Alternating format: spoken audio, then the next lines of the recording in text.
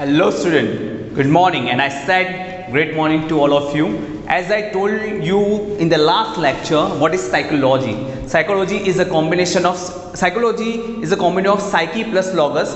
Psyche, that means it's a Greek word. You can see here, it's a Greek word, psyche plus logos. Psyche means soul and logos meaning science or study of a subject, particular subject. Okay, so that is called psychology.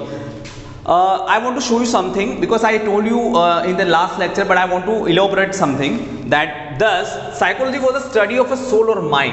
पहले ऐसा माना जाता था कि psychology जो है वो किसका अभ्यास है, तो वो चेतना का अभ्यास, दैट मीन्स सोल की स्टडी है, ऐसा पहले माना जाता था. Okay, but since then it has moved away considerably from this focus and established itself as a scientific discipline which deals with the process underlying human experience and behavior. उसके बाद क्या हुआ, धीरे धीरे बहुत सारे इन्वेंशन होते गए, रिसर्च होती गई, उसके बाद बहुत सारे डेफिनेशंस चेंज हुई और उसके बाद पता चला कि साइंस मीन्स साइकोलॉजी सिर्फ आत्मा का विज्ञान नहीं है, मीन्स चेतना का विज्ञान नहीं है, वो एक साइंटिफिक स्टडी है, scientific discipline and deals with the, ये क्या इससे क्या समझ में आ रहा है आपको, scientific discipline which deals with the process underlying human experience and behaviour. अब मैं आपको बताऊंगा साइकोलॉजी की definition, and if you want to note out this definition you have to note out, because ये एकदम परफेक्ट डेफिनेशन और simple definition है psychology की. So listen to me very मतलब carefully कि what is psychology? Psychology is the study of behavior and mental process of human being. I repeat, psychology is a study of behavior and mental process of human being. You can note down this definition. Okay, so so we underlying human process, experience and behaviour. तो क्या होता है कि हमारे human के जो experiences होते हैं और उससे हमारा बिहेवियर बनता है. जब हम छोटे होते हैं तो हमें बहुत सारे एक्सपीरियंस होते हैं और उससे हम जब बड़े होते हैं इस तरह से हमारा बिहेवियर बनता है, उसको हम आगे देखेंगे. The range of phenomena it studies, some of which we mention above are spread over several levels, individual, dyadic, group and organization. चलो मैं आपको जो मेन चीज़ें बताना चाहूँगा, they also have biological as well as social basis. अब ये बहुत इंपॉर्टेंट चीज़ है ये लाइन कि साइकोलॉजी क्या है, एक biological as well as social base. मैंने आपको जिस तरह से बताया कि साइकोलॉजी एक साइंस भी है और एक सोशल बेस है, उसका एक सोशल साइंस भी है.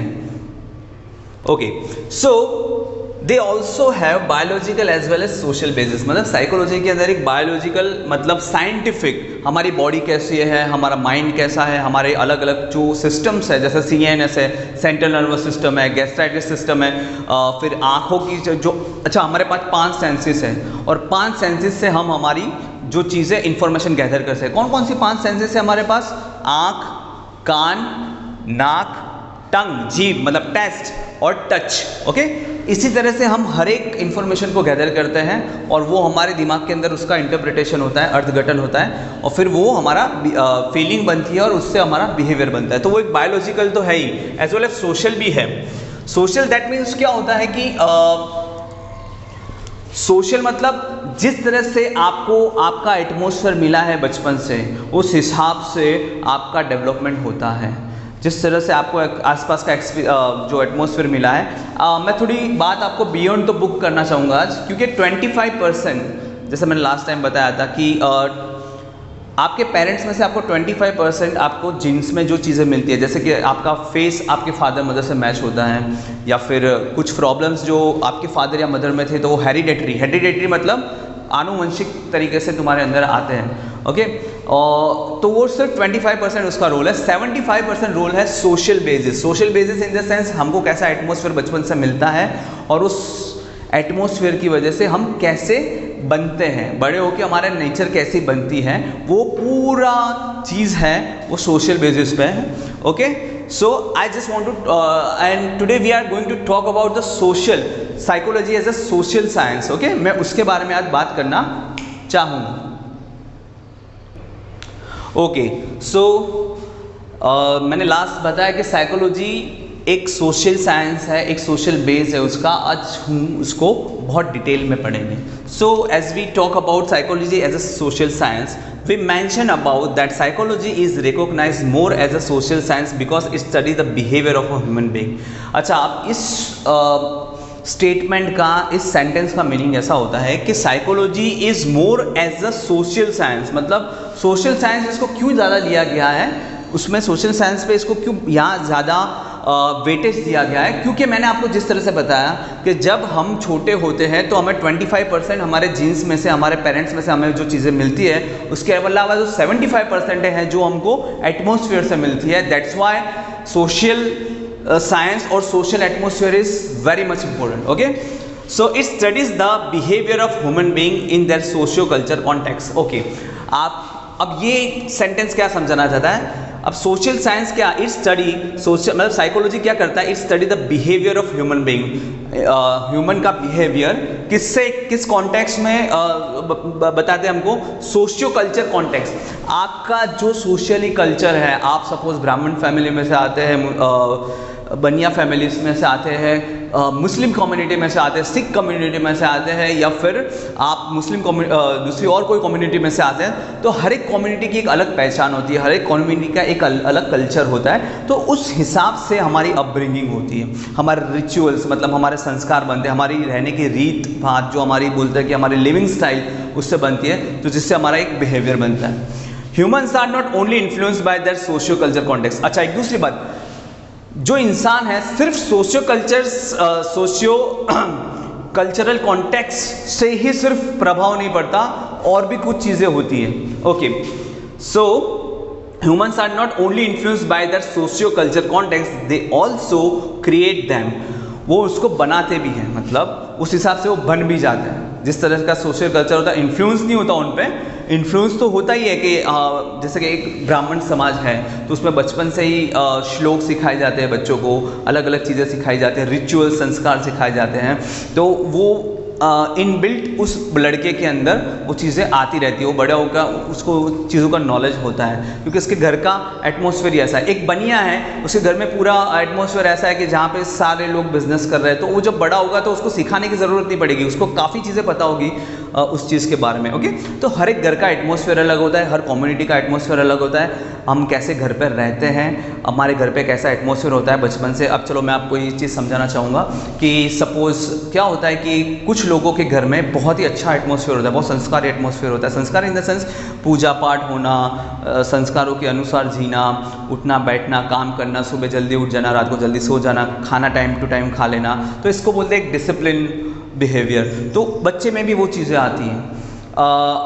अगर मैं अपनी बात करूं तो जब मैं मेरे मौसा जी के घर पे जाता था तो मैं देखता था कि उनके घर में वो he is a professor. Okay, और उनके घर में बहुत बड़ी लाइब्रेरी बनी हुई थी, और बचपन से ही उन्होंने अपने बेटों को और बेटे और बेटी को पढ़ने की, मतलब रीडिंग की एक हैबिट डाली हुई थी. तो उनको एक बच्चे आज भी रीडिंग बहुत अच्छा कर सकते हैं, क्योंकि उन्होंने बचपन से यही चीज़ें देखी है कि मेरे पापा रीडिंग करें, और घर में माहौल ही पूरा ऐसा था कि रीडिंग करने वाला. सो ये एक अच्छा एटमॉस्फेयर, ये अच्छे एटमॉस्फेयर की बात हुई जो हमारे अंदर आ रही. कई बार क्या होता है कि बचपन में हमने कुछ ऐसी चीज़ें देख ली है, जैसे कि जब हम छोटे होते हैं और माँ बाप के बीच में कोई डिस्प्यूट हो जाता है, झगड़ा होता है, जिसको हम रोज़ाना देखते हैं. कई बार फिजिकल वायलेंस भी होता है पति पत्नी के बीच में. तो हम ये सारी चीज़ें देखते हैं तो हमको ऐसा लगता है कि नहीं यार, ये और वही चीज़ हमारे अंदर आती है. अगर एक लड़का फिजिकल वायलेंस देखता है कि एक हस्बैंड अपनी वाइफ को, मतलब उसके पापा उसकी मम्मी को मार रहे हैं, तो वो भी बड़ा होकर यही सीखेगा कि नहीं, मुझे भी मारना ही चाहिए, और ये तो चीज़ है ही ऐसी. मतलब ये हमारे संस्कार में ही, संस्कार इन द सेंस ये हमारे रिचुअल्स में ही है, ये हमारे बिहेवियर में ही है, और ये सही है, वो सही उसको मान लेता है. इसलिए सोशल एटमॉस्फेयर का बहुत फ़र्क पड़ता है. फिर जब लड़का बड़ा होता है वो भी अपनी वाइफ के साथ ऐसा ही बिहेव करने लग जाता है. So behaviour is very important. Okay, Okay, psychology as a social science discipline focuses on the human as a social being. Consider the following story of Ranjana and Shabnam. Okay, चलो आज मैं आपको एक अच्छी स्टोरी समझाने वाला हूँ जिससे आपको पता चलेगा साइकोलॉजी एज अ साइंस. एक दो लड़कियां हैं, रंजीता और Shabnam. There are two girls and we are talking about the two girls and they are from the different atmosphere, they are from the different culture. Okay, और उसकी बात करेंगे, और उस पर से मैं आपको समझाऊंगा कि psychology as a social science और सोशली जो सोशल कल्चर होता है वो हम पे कितना इन्फ्लुएंस करता है, हम हमारी कैसे बिहेवियर और हमारी पर्सनालिटी बनाता है. Okay, so Ranjana and Shabnam were in the same class. Ranjita, I'm sorry, not Ranjana. Ranjita and Shabnam, we are talking about the two girls, Ranjita and Shabnam. Ranjita and Shabnam were in the same class. Ranjita और Shabnam एक class में थे. They were in the same class. They were just acquainted with each other and they lived their life quite different. वो एक दूसरे के साथ रहते थे और उनकी लाइफ थोड़ी अलग थी. रंजीता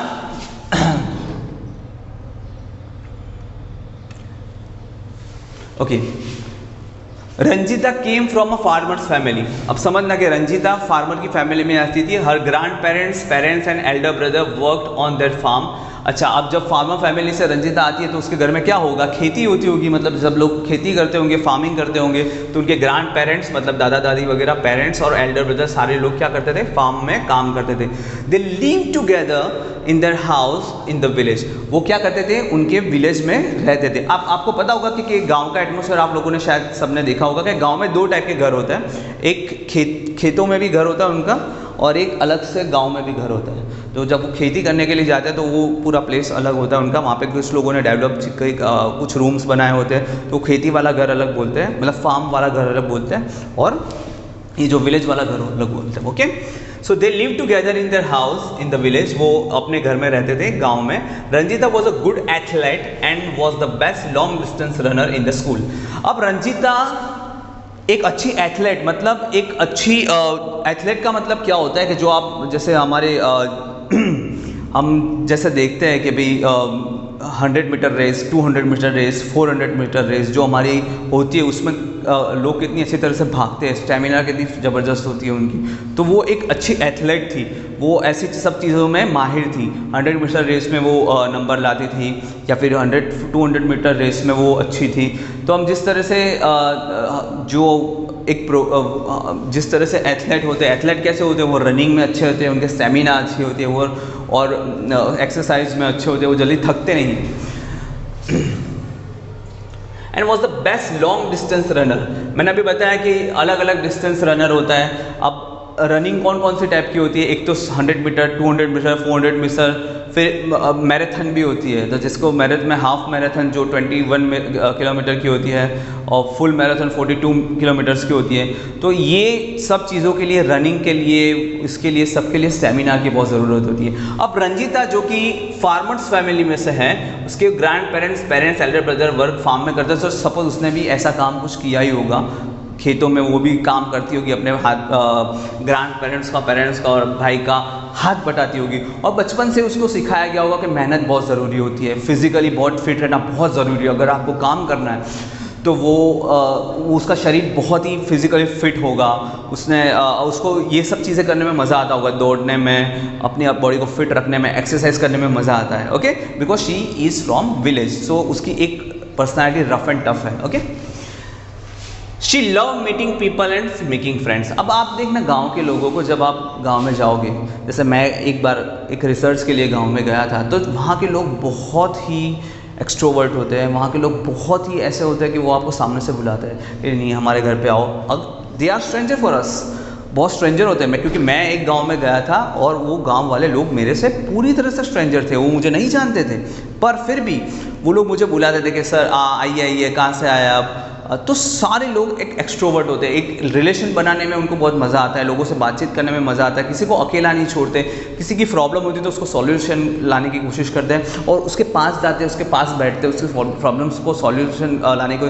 और बातू नहीं होते हैं, बातू नहीं मतलब टॉकेटिव होते हैं वो लोग, बहुत बातें करते हैं. ऐसे जिसको एक्सट्रोवर्ट पर्सनालिटी हम बोलेंगे. कार्ल रॉजर्स ने एक थियरी दी थी इंट्रोवर्ट और एक्सट्रोवर्ट पर्सनालिटी, वो हम बाद में बात करेंगे. एक्सट्रोवर्ट मतलब बहिर्मुखी जिसको बोलते हैं, मतलब खुली हुई पर्सनालिटी, जो सबसे बातचीत करते हैं, रिलेशन फटाफट बना सकता है, एटमोसफेयर को लाइव रख सकते हैं. ओके, तो रंजीता एक ऐसी फैमिली में से थी जो विलेज में रहती थी, फार्मर फैमिली में से थी, जहाँ पे खुल के बातें होती थी, खुल के हंसी होती थी, कोई प्रकार कोई फेक बिहेवियर नहीं होता था, सब रियलिज्म था, सब कुछ था. तो वो उसकी पर्सनालिटी कैसे बनी? She love meeting people and making friends. तो वो एक एक्सट्रोवर्ट पर्सनालिटी बनी. अब आपको समझ में आ गया होगा कि गाँव में रहने से उसकी पर्सनालिटी एक्सट्रोवर्ट कैसे बनी और उसके आसपास लोग कैसे थे, कि जैसे grand parents and elder brother जो फार्म में काम करते थे, उनको देख देख के उसके अंदर एक एथलीट की भी पर्सनालिटी आई और लॉन्ग डिस्टेंस रनर की भी एक पर्सनालिटी उसके अंदर आई है। ओके, सो नेक्स्ट, अनलाइक हर, अब शबनम की बात करते हैं। Shabnam live with her mother in the same village. Shabnam भी वही विलेज में रहती थी उसकी मदर के साथ। Her father work in a office in a town near by and come home during holidays. अब उसके फादर क्या करते थे, एक शहर में काम करते थे, गांव के पास एक शहर था, वहाँ पे काम करते थे, और कभी कभार वो हॉलीडेज पे मतलब वीकेंड्स पे आया करते थे। Okay, Shabnam was a good artist and love staying home and taking care of her younger brother. अब आप देख सकते हो कि वो उसकी मदर के साथ रहती है, उसके पापा जॉब करते हैं, तो अब उसकी पर्सनैलिटी कैसे बनी है कि घर पे अकेला रहना, taking care of her young brother, अपने भाई का ध्यान रखना, और she was shy and avoided meeting people, क्योंकि उसने एटमॉस्फेयर ऐसा देखा ही हुआ है, घर में उसका एटमॉस्फेयर ही ऐसा था कि ज़्यादा बातचीत करना नहीं, पापा बाहर रहते थे, आते थे ही मतलब शनि रवि मतलब जो वीकेंड्स पे आते थे, मदर से भी ज़्यादा टॉकेटिव स्वभाव, तो उसकी पर्सनालिटी इतनी डेवलप, मैं ऐसा नहीं कहूँगा, इसको बोलते हैं इंट्रोवर्ट पर्सनालिटी, तो उसकी पर्सनालिटी इतनी डेवलप हो ही नहीं सकी, मतलब डेवलप नहीं हो सकी इन द सेंस वो खुल के किसी से बात नहीं कर सकती थी। उसको ऐसा लगता था कि जो मेरे नियर और डियर वन से उनसे ही मैं बात करूं और किसी से बात नहीं करूं। और जबकि रंजीता थी, रंजीता कोई भी स्ट्रेंजर के साथ अच्छी तरह से रिलेशन बना सकती थी। तो आपको ऐसे काफ़ी लोग मिलेंगे जो एक्सट्रोवर्ट और इंट्रोवर्ट पर्सनालिटी के होंगे। कुछ लोग ऐसे होंगे जो जल्दी से रिलेशन बनाते हैं, बातों नहीं होते, टॉकेटिव होते, एक मुलाकात में एक ऐसी रिलेशन बना लेते हैं जैसे हमको लगता है कि हम इसको सालों से जानते हैं। और कुछ लोगों बहुत चुप होते हैं, कम बोलते हैं, they don't want to speak, okay, they are very quiet in their nature, और तो वो लोग ज़्यादा बोलते नहीं है, तो दे आर इंट्रोवर्ट। तो इसमें ऐसे ही बात होगी, Shabnam live with her mother in the same village, वो भी वहाँ पर रहती थी, उसके पापा बाहर काम करते थे, और वो एक आर्टिस्ट अच्छी थी, क्योंकि घर में रह रहे के अब वो किसी से बात नहीं करी, कुछ नहीं करे, वो एक्टिविटीज़ करती थी घर में। ये एथलीट है, एक्सट्रोवर्ट है, तो रंजीता एथलीट है और बेस्ट डिस्टेंस रनर, तो बाहर की गेम, आउटडोर चीज़ों में वो ज़्यादा अच्छी थी। और ये जो शबनम है जिसके पापा बाहर काम करते थे, जो घर में ही रहती थी और काफ़ी लोगों से बात नहीं करती थी, तो वो इंडोर चीज़ें, मतलब she is a good artist and love staying home, घर पे रह के आर्टिस्टिक काम करना, मतलब पेंटिंग करना, सिंगिंग करना, वो जो पसंद था, and taking care of a younger brother, अपने भाई का ध्यान रखना उसे अच्छा लगता था। शी वॉज शाय, बहुत शाय थी, एंड अवॉइड मीटिंग पीपल, क्योंकि उसने आज तक उसको कॉन्फिडेंस ही बिल्टअप नहीं हुआ, बचपन से लेके उसने बहुत कम लोगों से बात की है, ज़्यादा मिली नहीं है, सोशल ज़्यादा नहीं हुई, तो उसकी वजह से वो बहुत शाय थी और बात करने में मतलब उसको झिझक होती थी, शर्माती थी। ओके, अब एक इंसिडेंस है जो बहुत ध्यान से समझना। Last year there was very heavy rain and the river nearby overflow into the village. एक बार क्या हुआ, गांव में बहुत ज़ोर से बारिश हुई और रिवर जो हुई ओवरफ्लो हो गई, मतलब वहाँ पे फ्लड आ गया into the village. Many houses in the low lying areas, low lying areas मतलब बहुत नीचे लो लेवल पे होते हैं ऐसे घर, लो लाइंग एरियाज मतलब बहुत नीची जगह पे होते हैं ऐसे घर, long lying areas were flooded, flooded मतलब पूर के कारण बहुत सारी चीज़ें ध्वंस हो गई थी। ओके, और उसकी वजह से सारी चीज़ें कोलैप्स हो गई थी। The villagers got together and organise help and gave shelter to people in the distress.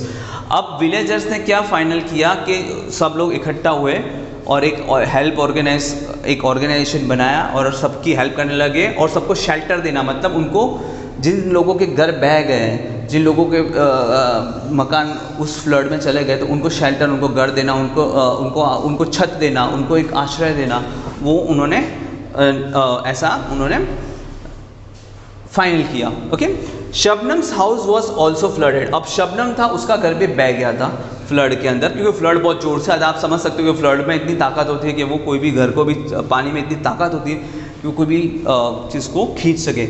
And she came to live in Ranjita's house with her mother and brother. Okay, अब शबनम किसके घर पे आके रहने लग गई? रंजिता के घर पे। और Shabnam's house was also flooded and she came to live in Ranjita's house with her mother and brother.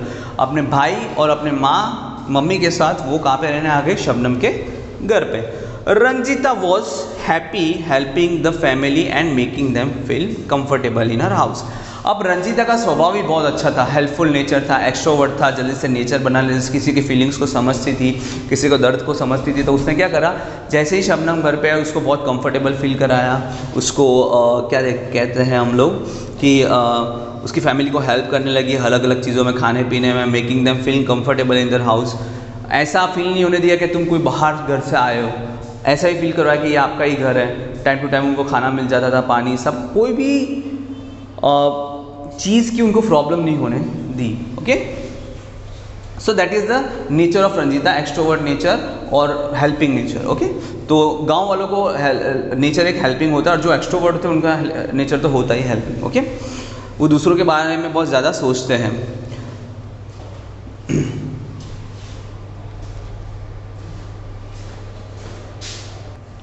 Okay, so क्या हुआ कि शबनम है, रंजीता के घर पे रहने के लिए आ गई उसकी मम्मी के साथ और उसके भाई के साथ। और रंजीता ने भी ऐसा बिहेव किया कि उसको ऐसा लगने नहीं लिया कि वो कोई दूसरे घर में आई, वो अपने घर की तरह उसको ट्रीट करती थी, खाना पीना, हंसना खेलना सब कुछ। तो उसको बहुत कंफर्टेबल फील कराया। जब आपको भी कोई कंफर्टेबल फील कराता है तो आपको कितना अच्छा लगता है। आप किसी के घर जाते हो, आपको कहता है कि आइए आइए, बैठिए, खाना खाइए पिए, बिल्कुल फ्रेश हो जाइए, क्या देखेंगे, क्या करेंगे, क्या चाहिए, ये वगैरह, तो आपको कितना कंफर्टेबल फील होता है, आपको लगता है मैं मेरे ही घर में बैठा हूँ। Okay, Ranjita was happy. Okay, sorry, when the flooded were decided, Ranjita's mother and grandmother helped Shabnam's mother to set up their house। अब जब ये फ्लड कम हो गया, रेस्टेडेड, ये चीज़ हर एक वर्ड्स को जानने की कोशिश करना, जब कम होगी ये चीज़ें, फिर रंजीता की मदर ने और ग्रैंड मदर ने क्या करा, शबनम की मदर का जो हाउस जो बह गया था या फिर जिसमें प्रॉब्लम्स आ गई थी या फिर जो उनका नुकसान हुआ था, उसको सेटअप करने में, उसको नया बनाने में उन्होंने वापस से उसकी हेल्प की। Okay, so you can understand what how much means the feeling of Ranjita is much she has a helping nature. Okay, so she likes to help others. Okay, so उसका नेचर ऐसा था extrovert, तो वो सबको help करना चाहती थी और उसके मदर ने भी यही करा। सिर्फ फ्लड के दरमियान नहीं, जब उनके घर में रखे, फ्लड ख़त्म हो गया उसके बाद भी उनके घर को सेट करने में रंजीता और उसकी फैमिली ने शबनम की हेल्प की। Okay,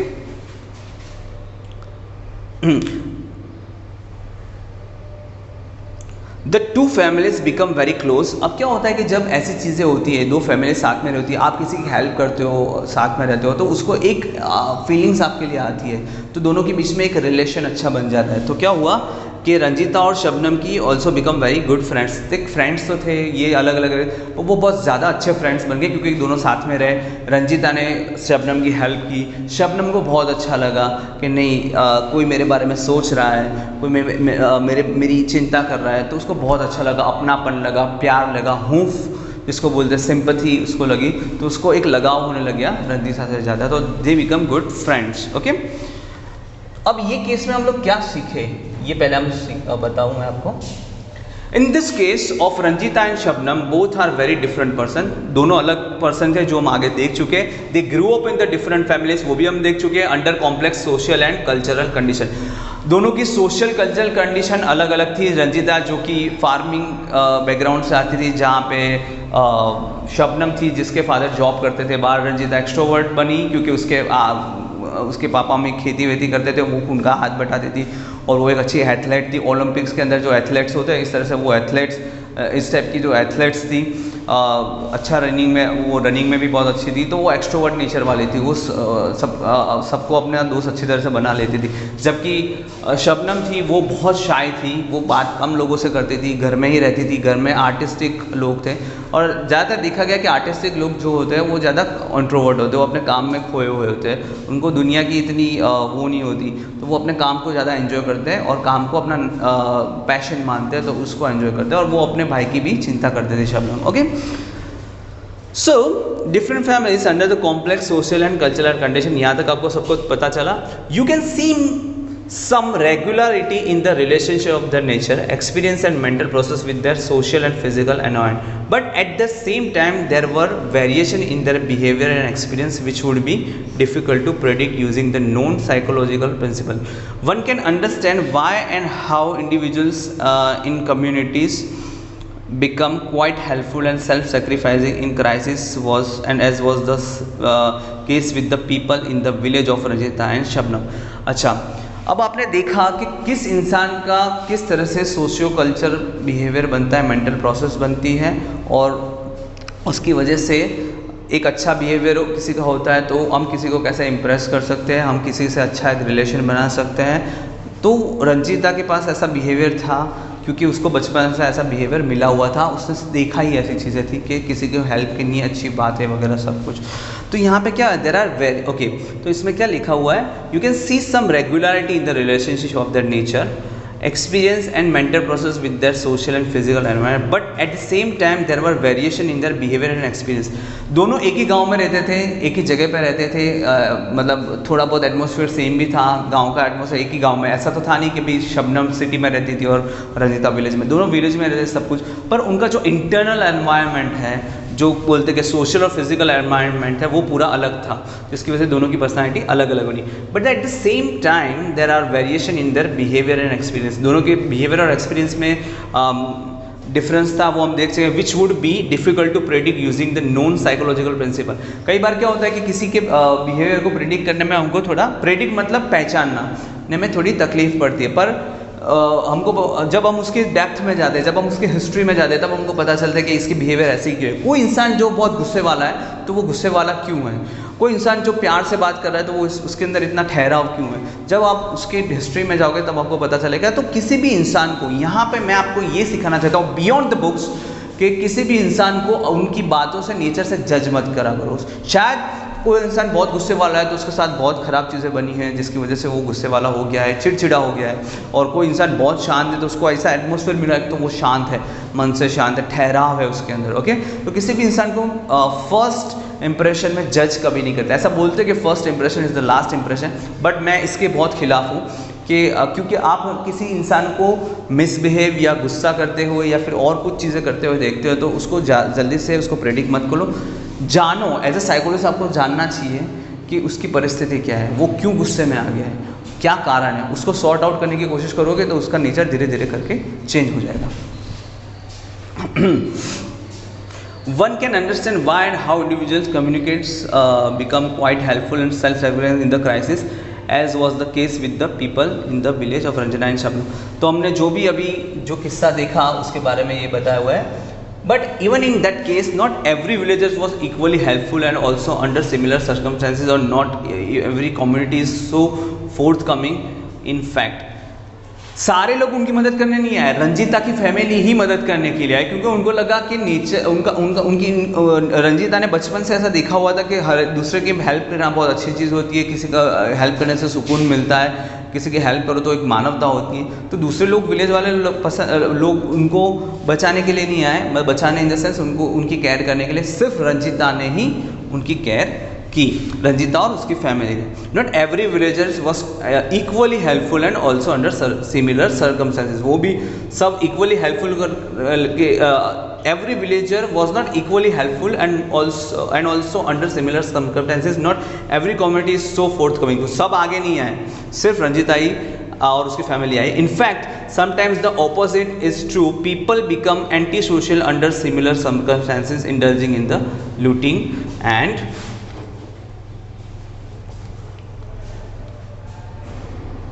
looting. ओके, सो क्या होता है, अब मैं लास्ट सेंटेंस में आपको बता देता हूँ कि कई बार क्या होता है कि सर्कमस्टेंस, कुछ लोगों को बहुत मज़ा आता है, जैसे सिटीज़ में हम देखते हैं कि किसी की हालत बहुत ख़राब होती है तो वो एंटी सोशल बन के उनकी हालत और ख़राब करने में उनको मज़ा आता है, जिसको विकृति बोलते हैं। किसी की हालत ख़राब है और उसमें भी उसकी हालत और ख़राब हो, वो ऊपर ना आ सके, और उसके ऊपर अगर वो इंसान कोई ग्रो कर रहा है और उसकी लाइफ में कोई तकलीफ आई है तो सामने वाला उसकी हेल्प नहीं करता कई बार, क्योंकि उसको ऐसा लगता है कि ये ज़्यादा ग्रो कर रहा है, अच्छा है चलो नीचे गिर के हमारे लेवल पे आ जाएगा, तो ये हमारे से ऊपर चला जाएगा। तो कितने ऐसे एंटी सोशल लोग भी होते हैं। Do understand what I mean? So today we are talking about the psychology as social science.